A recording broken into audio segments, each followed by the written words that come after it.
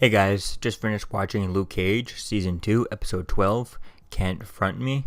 Um, this episode was pretty interesting. I mean, like again, I don't really like this season where things are going. The season's really kind of boring to me. The only part I liked is when Iron Fist was around, and again, this episode made no sense as to why. Where the hell is Iron Fist? Where did Danny go? Why did he leave? And why is he not here? He said he wanted to help his friend just because his friend was in need. Luke Cage needed his help, so he decided to help him. There was no other reason than that. He was just there to help out a friend. So why would he leave? Like, did something else come up that we didn't see? Something's going on. I can't believe, why is he gone like that? It just makes no sense as to see where things are going. And, why have him on the show? He was kind of useless. He didn't really do anything. They took down they took down that operation with the Bushmasters making the Nightshade and stuff, but that really doesn't change anything. Really, like, Luke could have taken them all out on his own. Maybe it would take him a little longer, right? It would take him, maybe they would spend an hour together, and it probably would have taken him 2 hours or something like that to take them all out, but he would have taken them all out, slowly. He didn't really necessarily need this help with this. Now, in this episode, he could have used Iron Fist's help a lot, especially fighting a supercharged out Bushmaster. So I don't know where he's gone, but it feels a bit weird that why Danny wasn't even in this episode at all, or even Colleen Wing or anything like that. I mean, Colleen Wing doesn't have the Iron Fist or anything, but still, it would have been cool to see Danny Rand go against Bushmasters, as they both have.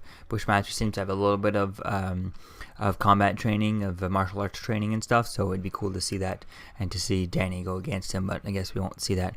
I doubt at this point he's going to be in at last episode, because why would he have been in episode 10 and then not in episode 13 and then nothing in between? That would just make no sense. So it just seems weird as to why he's not here. It's like, oh, we got him, let's get him for one episode. Oh, there we go, he's gone. No explanation.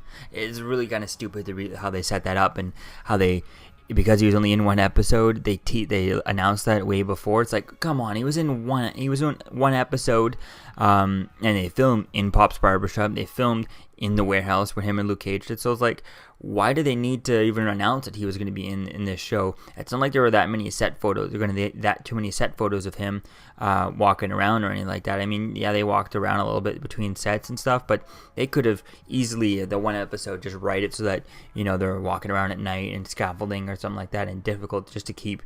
So they only have to film indoors, and then there's no set photos of Danny even on set for Luke Cage. So that was kind of weird, and it was kind of anticlimactic, and it would have been a much appreciated surprise if they had left it and not spoiled it for us from the get-go. So getting into this episode, Bushmaster, we see his name on some sort of heroin type stuff that turns people into like vampires. People start attacking other people and start trying to eat them, I guess. That's kind of weird. But we find out it's just his name, and they're trying to drag his name through the mud. Luke and Bushmaster end up teaming up to take down the Chinese. That's because Chinese and Mariah are the ones putting his name on this drug that's killing everyone, causing mayhem in the streets. Shades ends up telling Misty everything, because he had handed himself into her. He confessed everything to her, and so he starts telling her everything. And that was really cool scenes with that, with his lawyer even kind of recusing herself because her son was involved, and she was getting too emotional with the situation and stuff. So I think that was an interesting idea with that. Now I guess he's on his own without a lawyer, but he already made the deal, so I guess he doesn't need her type of thing. So. And then we find out that we see that Comanche's mother ends up hearing everything that he said, that Shade's admitting that he killed killed Comanche and stuff. So that was an interesting idea with that, and I'm not sure how the reason why they did that. Why did Misty go and find that? Why did they go and find out that he was connected and he was paying for her bills and all that stuff, giving her money and all that? It just seems like what purpose is that going to be, other than kind of just hitting an emotional string for Shades? It really doesn't seem like it's going to help the investigation. It's not like she's going to testify against him or anything like that. I mean, they can't get him on the murder because they gave him immunity for all that. So I don't see what's the point of even having her there, other than to give her closure, just tell her who the real person is, and to just poke at him and get under his skin type thing. So it just seems like a lot to go through. Like, did they even have any idea that he was the one? I mean, they had somewhat an idea, but it just seems like a bit much to poke at his skin or something, I guess, maybe. Who knows, but it just seems like, what's the point? That there's not really need. It's not really pertinent to the investigation, pertinent to getting people, getting Mariah, getting Shades or whatever. Like, so they can use her to repin anything on Shades because he's getting immunity for it, right? So we'll see where that goes. Then we see Misty ends up sending Shades to see Mariah with a wire during the open house, open free party that she had at Harm's Paradise, so that when Bushmaster attacks her, Luke is forced to protect all the innocent people that are there. And Bushmaster shows up and he breaks in.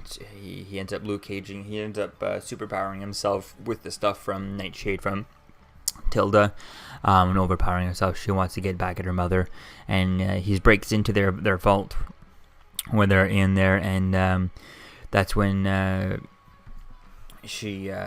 they go, because Mariah ends up bringing Shades and finds the wire type thing, and he breaks the door down, big metal door, and I didn't think he'd be able to break that door down. Luke could probably break it because his skin is indestructible, but Bushmaster should have been like his hand should have been a little bit bloody, or his elbow should have been bloody from punching that door. That didn't make sense to me as to why he wasn't. I mean, it shouldn't be. I mean, obviously, if a real person did it, they wouldn't be able to punch through it. But he should have been able to do it with a little bit of bloodiness, maybe seeing a knuckle sticking out, type thing, because he's gone that far. His adrenaline is going so far, because it doesn't make him bulletproof, just makes him bullet resistant.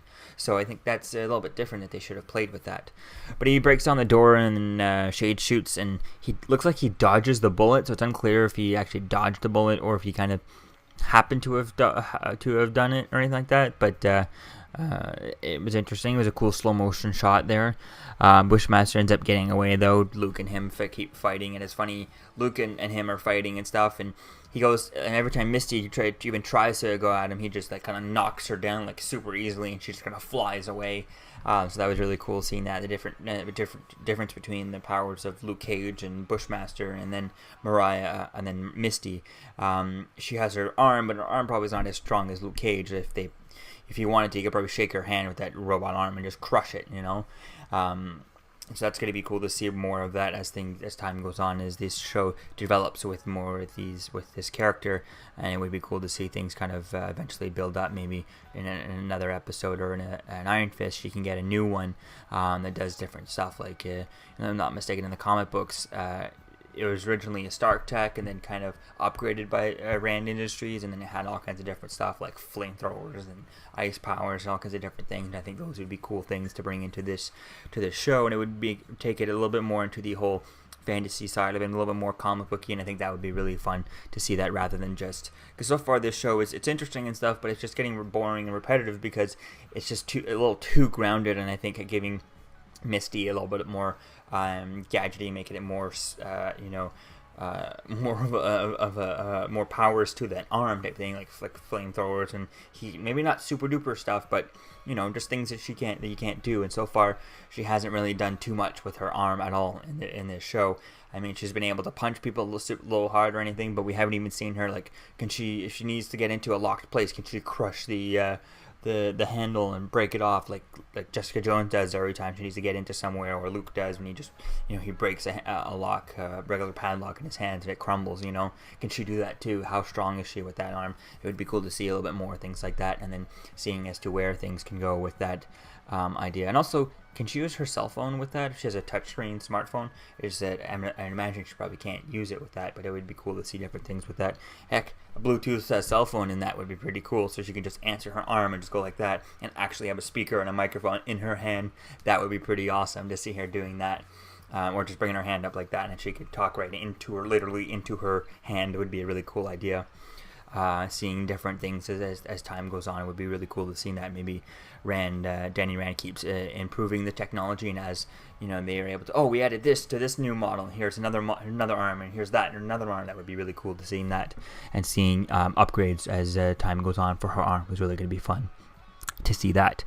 So Bushmaster ends up getting away, but Shades ends up finding he had the gun that ties Mariah to everything, and he ends up giving it to Misty, and that's when they arrest Mariah, and that's where we end the episode. And it looked like Luke was about to, at one point, choke out Bushmaster, or even snap his neck, but I don't know why he didn't just, you don't want to snap his neck, but just then let go and just hold on to him, but squeeze real tight on his neck, and you could just kind of knock him out. I don't see why. It looks like Luke Cage had the upper hand. Yes, he wanted to snap his neck, and that was the whole thing, is not to snap his neck, right?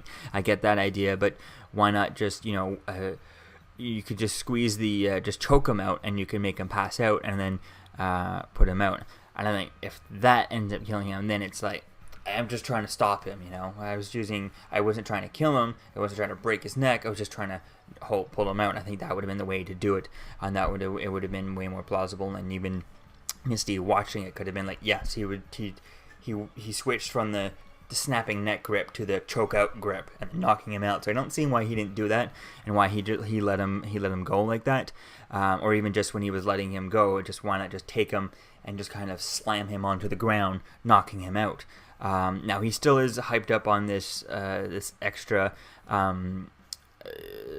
Nightshade stuff, but it looked like it wasn't even enough to make him equal to Luke Cage, because he wasn't wiping the floor with him. I mean, when he was punching Luke and stuff, it was like before, nothing too much. So it's not like he was punching Luke and sending him across the floor, and he was more powerful than Luke. I still feel like, even though he was on a bigger dose of the Nightshade, I feel like he was still just underneath, like 90% of Luke Cage, rather than Luke Cage's power and strength level, rather than 100%. So it's pretty close, and Luke is not nearly equipped enough or skilled enough to deal with anyone like this, which is again another story where he needs to go and get some more actual martial arts training from Danny, Colleen, everyone really.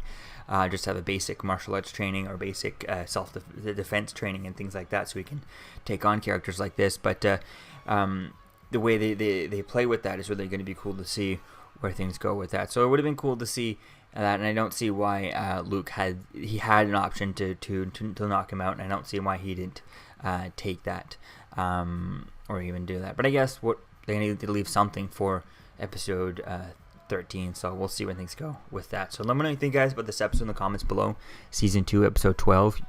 Can't front on me, but we'll see where things go. So this season again is not just disappointed with how they handled Iron Fist in this episode. I mean, in this season, I loved the episode with Iron Fist in it. That was awesome. It's just the whole season use of him was kind of like only one episode. So not gonna get into that. I'll talk that more in the last episode for my whole season review. So let me know what you think, guys, about this in the comments below. Where do you think things are going? And I'll see you guys in the next video. Peace out. I'm Captain America, here to talk to you about one of the most valuable traits a soldier or student can have. Subscribing. Sometimes subscribing is the key to victory. Sometimes it leads to very little, and it seems like it's not worth it. And you wonder why you waited so long for something so disappointing. How many more of these? You're still here. Don't forget to like, comment, and subscribe, guys. Peace. It's over.